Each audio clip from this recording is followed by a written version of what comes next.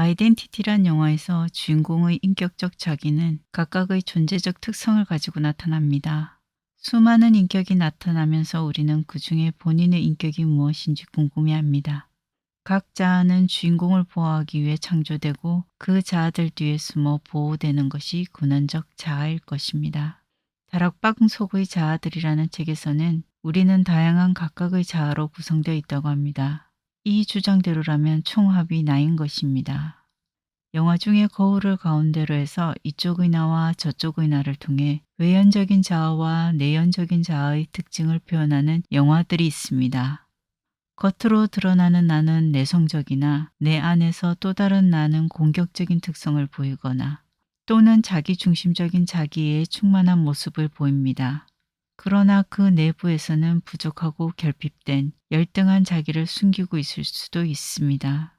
이런 면을 보면 은둔형 외톨이와 자기애적 나르시시스트는 거울을 사이에 둔 나일 수 있습니다.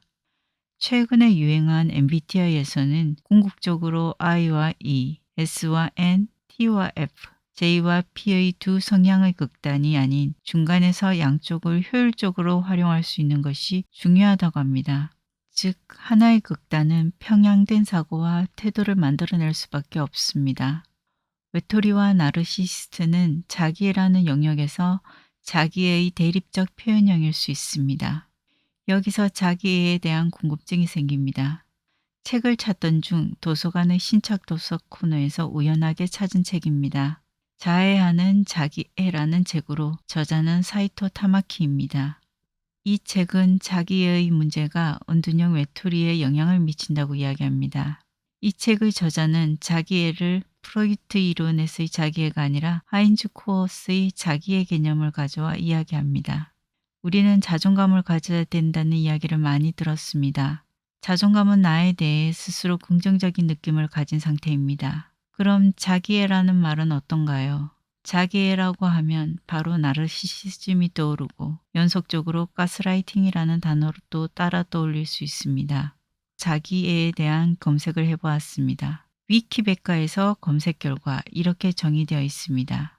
나르시시즘 또는 자기애는 정신분석학적 용어로 자신의 외모, 능력과 같은 어떠한 이유를 들어 지나치게 자기 자신이 뛰어나다고 믿거나 아니면 사랑하는 자기중심성 성격 또는 잘난치 않은 행동을 말한다.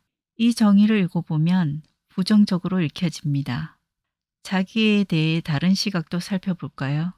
하인즈 코엇은 다른 측면으로 자기애를 설명합니다. 자기 심리학 이론을 통해 나르시시즘의 긍정적 측면에 집중합니다.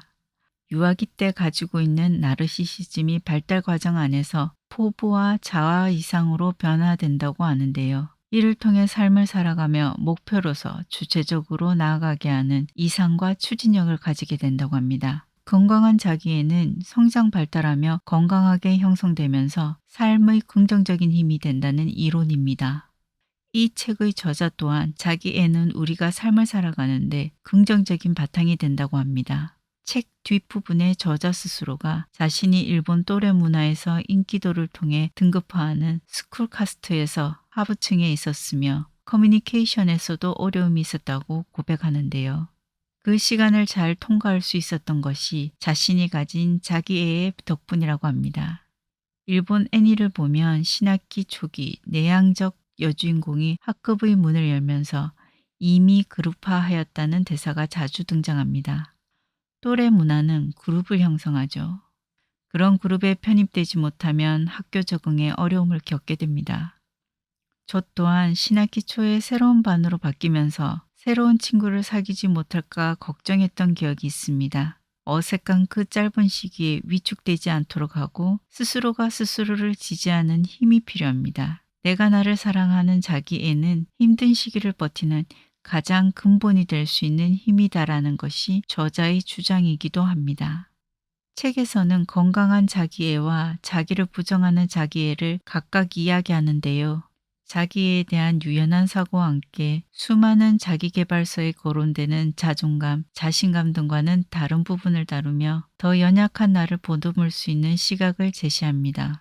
책의 서두에 지금 젊은 세대들은 과거의 반사회적 경향이 아니라 비사회적이 되어 간다고 이야기합니다. 즉 사회에 저항하는 것이 아니라 내 방안으로 나를 사회와 격리시키며 사회적 활동을 하지 않으려 한다는 것입니다. 이 과정에서 자신을 너무나 사랑한 나머지 스스로를 보호하기 위해 자신을 상처내는 자기애의 어려움을 겪는 경우가 있습니다. 저자는 이를 자상적 자기애라는 이름으로 표현하였습니다. 지금은 신자유주의 시대이며 신자유주의는 사회 시스템적인 책임보다 개인의 선택과 그로 인한 자기 책임이라는 새로운 규범을 창조하였습니다. 이런 현상 속에서는 무능의 책임이 개인의 탓에 집중되어 버립니다. 취업을 못하는 것도 내 개인적 탓이 되고 경제적 결핍도 내 개인적 무능의 탓으로 돌려버립니다. 자기계발 관련 책들이 대세를 이루는 것도 이와 연결되어 있는 듯합니다. 그 실패에 대해 개인적 성찰로 돌려버리게 되면 그 개인은 벼랑 끝에 몰리게 됩니다. 이런 상황의 청년들은 자신을 스스로가 실패자로 낙인 찍고 방 속에 나를 가두게 됩니다. 오로지 그 책임들이 나에게 집중될 때 그리고 그 나에 대해 스스로 자책하고 비난하고 자기 혐오의 감정으로 상처 주는 것을 저자는 자해하는 자기애 또는 자상적 자기애라고 말하고 있습니다. 개인이 환경을 극복하는 휴머니즘적인 성공신화는 찾아보기 힘든 세상이 되었습니다. 견고화된 경제적 계층이 더욱 뚜렷해지고 확고해지면서 한병철 님이 말한 오늘날 꿈꿀 수 없는 혁명적 변화에 대한 무기력이 뚜렷해지고 있습니다. 그런 사회적 첫 출발에 좌절하고 방 속에 자신을 가둔 청년에 대한 내용을 다룬 다큐들이 제작되어 반영된다는 것은 하나의 경향으로 자리 잡았다는 증거이기도 합니다. 이를 과거의 경험을 빗대어 나약하다고 비난한다고 벗어날 수 있는 것이 아닙니다. 일단 해보라고 말로서 등을 떠민다고 해서 나아갈 수 있는 것도 아닙니다. 과거의 사회적 불안정한 역동성과 유동성이 존재했던 환경에서는 가능태 또한 크다고 볼 수 있습니다. 그러나 시스템이 공고화된 지금은 이를 개인의 노력만으로 변화시킬 수 있는가에 의문을 던집니다. 기름이 떨어진 자동차는 기름만 충전하면 되지만 엔진으로 가는 기름관이 꼬여서 기름을 전달하지 못하는 상황이라면 이 꼬인 연결관부터 풀어내야 합니다. 밖에서 뭐라고 하지 않아도 현실적인 좌절 속에서 손상받은 자기에는 자기가 자기에게 하는 노력해봐, 좀 더 자신을 개발해, 왜 이렇게 무능해? 라고 스스로에게 질책하고 있습니다. 나도 이미 그것에 익숙해져 내 안에서 내가 나를 가스라이팅하게 됩니다. 책임을 지지 못하는 개인 스스로가 피해자가 아니라 스스로를 가해자로 여기게 되어버린다면 그 죄책감과 수치심에 의해 꼬인 기름관을 반대로 풀려고 하게 됩니다. 그러면서 점점 더 꼬여버리게 됩니다. 한병철님은 오늘날 혁명은 왜 불가능한가라는 책에서 신자유주의의 맹점이 이러한 개인으로의 책임 전가라고 이야기하고 있습니다. 그렇기에 사이토 타마키는 긍정적 피해자의식을 가져야 한다고 말합니다. 모든 것을 자기 책임으로, 자기 부정으로 가져가는 것이 아니라 사회 시스템의 목을 발견하려고 해야 한다고 합니다. 그렇게 된다면 마음의 문을 닫은 그들에게 접근할 수 있는 사회적 접근의 능동성을 가지게 될 것 같습니다. 긍정적 피해자의식을 가진다는 것은 가해하는 나를 멈추고 나를 비난하는 생각이 떠오르면 다시 방향을 돌려 지금의 나를 힘든 나, 도움이 필요한 나, 아픈 나로서 인정하는 것이 필요합니다. 우선 가해하는 나를 인정하고 멈추고 나에게 상처받은 나를 봐야 합니다. 긍정적 피해자라는 의식을 가지려면 먼저 기능하는 자기애가 필요할 것 같습니다. 앞서도 말했지만 자기애라는 내용을 들으면 우리는 그리 긍정적인 느낌을 가지지 못하죠. 힘듦을 견뎌내며 삶을 살아가는 우리는 자기를 사랑하고 지키려는 근본임인 자기애를 가지고 있다고 봅니다. 그래서 저자는 나를 살리는 자기애를 우리는 건강하게 회복해야 한다고 주장합니다. 이러한 삶을 살아가는데 필수적인 요소로 자기애를 말하며 저자는 하인즈 코옷의 이론을 언급하는데요.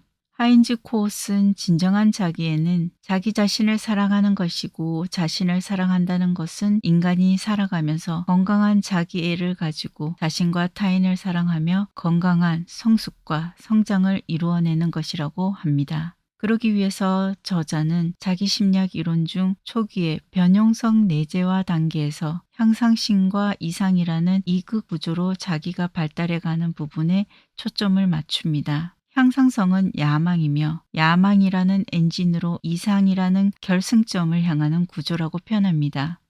이는 어머니의 무조건적인 승인을 통해 유아의 과대 자기를 부정하지 않고 공감하며 다시 확인해가는 과정을 통해 형성된다고 합니다. 아이가 블록 하나를 맞추고 의기양양하게 바라볼 때 그러한 아이를 향해 엄마가 박수와 칭찬을 해줄 때 발달하게 됩니다. 이때 무시하거나 부정받게 되면 트라우마로 남아 결핍이 생기고 자기의 발달에 브레이크가 걸리게 됩니다. 그렇다고 과대 자기가 그대로 보호받아야 하는가에 있어서 그것은 아니다라고 합니다. 발달 과정 속에서 적당한 욕구 불만을 경험하면서 스스로 욕구 불만을 다스리는 방법을 터득해야 합니다. 여기서 적당한의 단어가 중요합니다. 내가 엄마의 보호를 받고 싶을 때 엄마가 며칠 동안 나타나지 않는 것과 잠시 화장실 갔다 올 동안 혼자 있으면 다른 것입니다. 아이가 어느 정도 자신으로서 견딜 수 있는 욕구 불만이어야 합니다. 저자는 초기 어머니의 역할도 중요하겠지만 엄마 이외의 중요한 성인들의 역할도 중요하다고 합니다. 아빠, 형제, 할머니, 할아버지, 삼촌, 이모 모두가 그런 역할이 될 수 있습니다. 또한 가족들이 결코 줄 수 없는 기술적인 부분이 있으며 이러한 가족 이외의 관계 또한 중요하다고 말합니다. 또래 사회 관계에서의 소통을 통해서 배울 수 있는 부분도 있다는 것입니다. 치유의 과정에서는 어릴 때 가지지 못한 이러한 관계를 경험하도록 해야 한다고 합니다. 부모라면 충분히 자녀가 이야기할 수 있도록 무조건적으로 이야기에 귀 기울이는 과정이 필요하고 가족 이외에도 안전한 대화의 경험을 이어가도록 하는 과정들을 제시하고 있습니다. 책에서 인용한 쿠와가야 시니치로는 자립이란 의지할 곳을 넓히는 것이다 라고 표현하였습니다. 만약 이걸 듣는 분 중에 공감이 되고 비사회적으로 후퇴하는 나로 인해 힘들다면 이 의지할 곳을 한 개만이라도 늘려나가 보는 것은 어떨까요? 만약 내 가족이 그렇다면 내가 그 이야기를 판단하지 않고 비난하지 않고 적어도 들어주는 의지처가 되어주는 것도 좋을 것 같습니다. 그런데 이는 전문가의 도움이 필요할 수 있는 부분이기도 합니다. 살아가는데 이렇게 중요한 자기애가 손상되면 자존심은 강하지만 자신감이 없습니다. 자신감이 현재의 자기 자신에 대한 무조건적이고 긍정적인 감정이라면 자존심이란 이러한 나 자신을 향한 고집과 집착입니다. 자상적 자기애는 강한 자존심과 약한 자신감의 격차로서 생기는데요. 이상적인 자기 모습의 수준이 너무 높아 현실의 자기를 부정할 수밖에 없는 상황의 반복인 것 같습니다. 자상적 자기애는 강한 자존심과 약한 자신감의 격차로서 생기는데요. 이상적인 자기 모습의 수준이 너무 높아 현실의 자기를 부정할 수밖에 없는 상황의 반복인 것입니다. 이를 다른 책에서는 있는 그대로의 나와 되어야 하는 나의 차이로 설명하며 이 차이가 클수록 수치감과 죄책감도 커진다고 합니다. 여기서 현실의 자기에 대한 자기 부정은 어쩌면 인정을 바라는 호소일 수도 있습니다. 그러나 전능감은 그 본질이 행동으로 드러나는 개방적인 환상이라 주위 사람의 피드백을 통해 수정이 될 기회가 있는 반면 무력감은 철저히 숨겨지고 부정되기 때문에 폐쇄적 환상이라 수정될 기회조차 없습니다. 우리는 무기력한 나를 수치스러워하며 숨기려고 하잖아요. 숨기니 경험을 통해 수정될 수 없습니다. 이러한 뒤틀린 자기에는 누구나 빠질 수 있습니다. SNS의 좋아요를 나에 대한 인정의 객관적 지표처럼 여깁니다만 사실 그 좋아요는 타인의 주관적 취사 선택의 총합일 뿐입니다. 오늘 좋아요를 누른 사람이 다음엔 자신의 생각과 느낌과는 다르다고 싫어요를 누를 수도 있는 것입니다. 이러한 타인의 인정에 내 가치를 저당 잡히는 삶을 저자는 인정 의존으로 표현합니다. 그리고 캐릭터론을 이야기합니다. 이러한 인정 의존은 커뮤니케이션 능력과 상관이 되는데 현대는 이러한 커뮤니케이션 과정에서 그 자신과 동일하며 그 자체를 가리키는 기호와 같은 캐릭터가 매개체 역할을 합니다. 쉽게 설명하면 흔히 상대가 엉뚱한 행동을 하면 너 그런 캐릭터였어? 라고 물을 때의 캐릭터가 그것입니다. 이는 개인 특징 중 하나를 희화적으로 기호한 것이며 이후 계속 캐릭터로서의 동일성을 획득하게 됩니다. 우리가 학창시절 친구의 별명을 멸치로 지으면 친구와 만날 때 멸치라는 캐릭터를 매개로 해서 대화를 하는 것처럼요. 이때 캐릭터로서 인정이 자기다움의 인정은 아니다라는 것이 문제입니다. 자상적 자기애는 캐릭터가 받는 인정과 정반대라 할 수 있는 캐릭터에 대한 혐오입니다. 이렇게 캐릭터로서의 관계를 하게 되면 진정한 관계를 이루었다는 만족감을 가지기는 힘듭니다. 캐릭터로서의 나를 혐오하지만 벗어버리면 벌거벗은 느낌에 벗을 수도 없으면서 관계에서 그 캐릭터인 나에게 주는 타인의 인정은 진정한 나에게 주는 것이 아니기에 인정은 받았지만 받은 것이 아니게 되어버립니다. 사실 불교에서는 아상에 대해 이야기합니다. 나라는 정의된 무언가는 없으며 지금 이 순간에 집중하라고 합니다. 캐릭터라는 허상을 만들어서 또 공허한 관계를 하게 되는 순간 그 캐릭터에 대한 혐오가 마치 자기 혐오처럼 작용하면서 나를 괴롭히게 됩니다. 거지자기처럼 만들어진 관계적 캐릭터를 과감히 놓는 용기가 필요하기도 합니다. 그러나 이런 방법은 또래 관계가 중요한 시기에는 어렵습니다. 그럴 땐 적어도 내가 믿을 수 있는 누군가에게 또는 글쓰기를 통해서라도 내가 캐릭터가 아님을 표현하고 나의 감정에 솔직해 보는 것도 도움이 됩니다. 글쓰기를 통해서 나의 감정과 느낌을 있는 그대로 표현해 보는 것입니다. 도움되는 다른 이의 피드백은 나를 어떤 것으로 판단하지 않고 상처받음 없이 나에 대한 연민감, 사랑이 전달되며 나에게 슬픔과 자연스러운 변화를 불러오게 됩니다.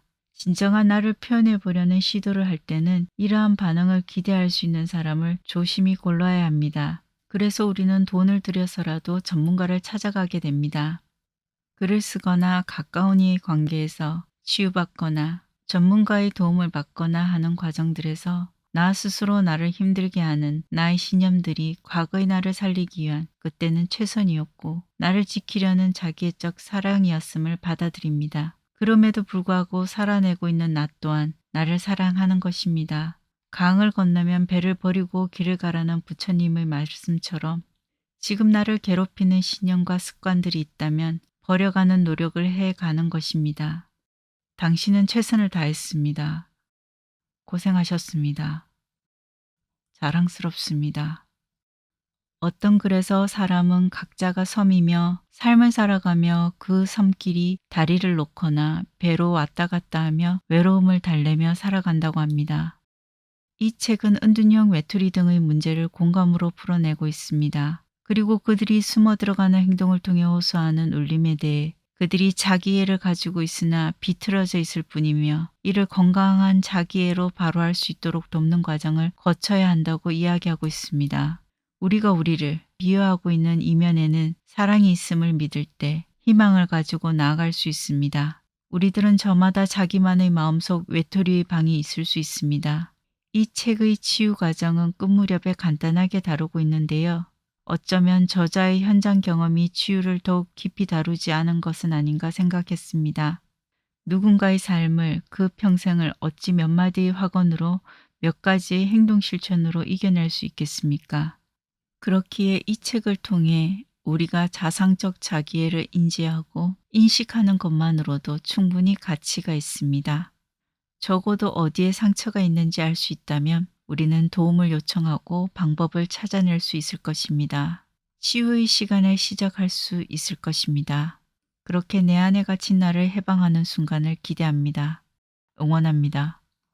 지금까지 저자 사이토 타마키, 제목 자해하는 자기에 대한 책 소개였습니다. 감사합니다.